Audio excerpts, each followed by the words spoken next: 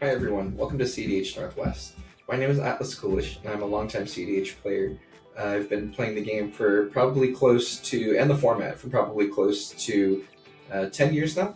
So I've had some experience, been around the block. I would like to put this channel together in order to share with you some thoughts that I have as a CEDH player from the Northwest region of the US. Our meta is frequently talked about as though it's different from the rest of the world, and I think that's pretty much true. It's also been my experience. So hopefully this channel will do a good job of conveying the way that I see the game, that players in my area frequently talk about the game, how we address various situations, whether they're political, whether they have to do with card selection, deck building, just sort of academic approaches and thought processes that we have about how the game functions and how the format works. And then because our meta is so different, we just want to share some of what that looks like for anyone out there who's interested. They can sort of see that our meta is pretty mid-range centric approach to the format, especially within the Seattle area, which is like more of like a mid-range hell or mid-range home, depending on however you want to see it.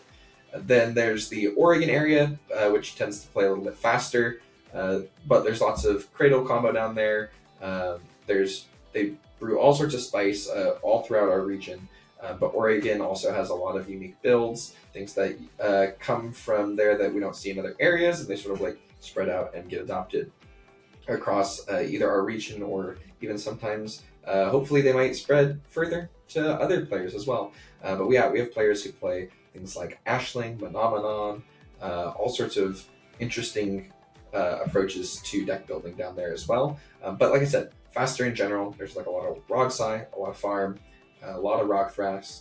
And then if you go further east in the Washington, Oregon area, you'll see things over towards Spokane, starting to range into Idaho, get pretty fast. There's a lot of more turbo-centric builds over there, but also with a heavy focus on playing the mid-range game, playing the control game, and people tend to change up decks pretty frequently over there as well.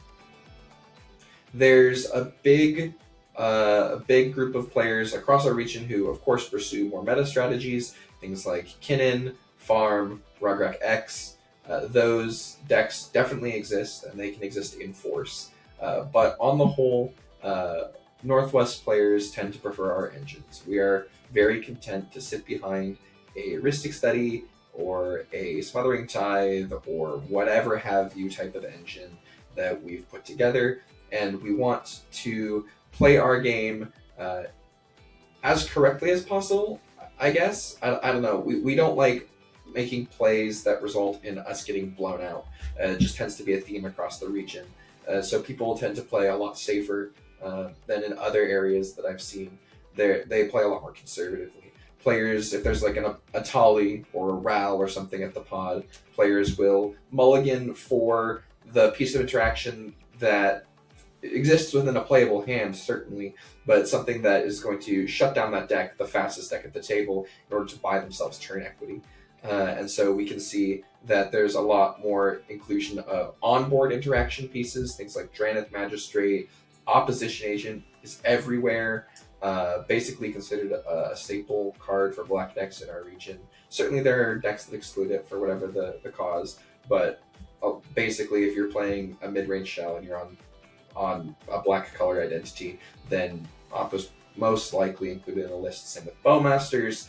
We see successful farm lists in these areas will tech in and out Draneth and Curse Totem because there's a lot of creature combo over here. It just kind of depends on how things are looking at the time.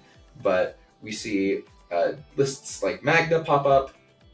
These decks include Damping Sphere and other stacks pieces that don't affect their game plan so much, but will really slow down these other lists. Pretty standard, includes for a lot of other areas too, but just worth mentioning that once again, onboard interaction exists all over the place here. We develop onboard interaction or stop a fast deck from hand, and then play out an engine, and we sit there for a long time. That's generally speaking how this meta tends to go.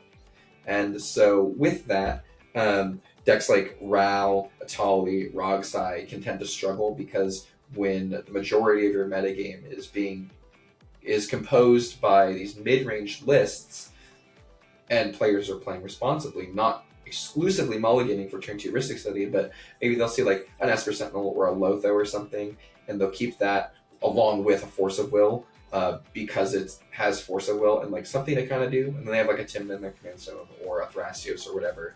These players that play mid-range are very focused on not dying to the first win attempt that goes on the stack, and so we see a lot of that mulliganing for your pods within the context, and that's something we talk about frequently in our area, is mulliganing for the context of your pod. We see cards like Oppo, as I mentioned, but also Endurance is everywhere. We basically treat it as green Force of Will. If a deck is on green, there is probably an upwards of 70% likelihood that a deck is also playing Endurance in our area, at least, just because there's a lot of graveyard strategies, and it hoses Breach, and it's like, as I said, graveyard strategies, reanimators, things like that get hosed by an Endurance. It works through Ranger Captain of Eos. It's difficult to counter and interact with. So the card's just really, really good. But onboard interaction, once again, a theme. I've seen Rest in Pieces, Grafdigger's Cages are all over the place. A fair number of players play Dryneth Magistrate. Mayhem Devil exists. We see a lot of Wandering Archaic up in the area to sort of interact with spells as they go onto the stack. And so, of course, the answers to this onboard removal, these stack pieces that are going to stop you from winning the game, is removal. And removal is useful for a variety of reasons. It can not only remove these things that stop you from winning, but also, since mid-range largely characteristically tends to use creature combos as their way of winning the game, this removal is also useful for stopping that. So when someone goes and plays out a Kiki Jiki or a Hermit Druid or a Commander-centric combo, something like that, this removal spell that was meant to, at the end of the rotation, blow up the opposition agent that's stopping me, well, now it actually blows up the Atali that you're attempting to Twin Flame after hitting nothing else useful off the top of the Atali. And so we see lots of removal as our form of countering these onboard interaction pieces. But the removal and the counter spells are also often frequently sandbagged, barring anything that is a direct win attempt. There's not very frequently a proactive push to interact with or remove value engines. There are definitely plays that are made to deal with a Smothering Tithe from Sisay that's getting problematic, or a Ristic Study from Blue Farm that's coming down really, really early. But on the whole, interaction and removal are saved for things that directly lead to the game ending, and this leads to immensely developed board states and high resource games, which tend to be pretty commonplace in our area. And so we'll see a lot of big wizard battles close to the end of the game, people trying to win over the top, and also the other side of the coin, players who are just fighting for their lives, trying to make sure that the Born Upon a Wind from X player doesn't resolve, and then the next Born Upon a Wind from X player doesn't resolve. So we see a lot of that. So hopefully this gives you an idea of sort of where we want to take the channel. We want to approach the concept of CEDH in a more academic and theoretical way, and so we'll be producing content to sort of help players at a variety of skill levels see how we tend to look at and talk about the game in our area, and then we'll include some diagrams, maybe some exercises to help develop skill sets that we believe to be highly useful. And then also we're going to talk to players from around the area about their decks, because we have a lot of players who pursue more fringe lists but are like really dedicated to them. Things like Ashling, things like the Get Drug Monster, Zuladoc.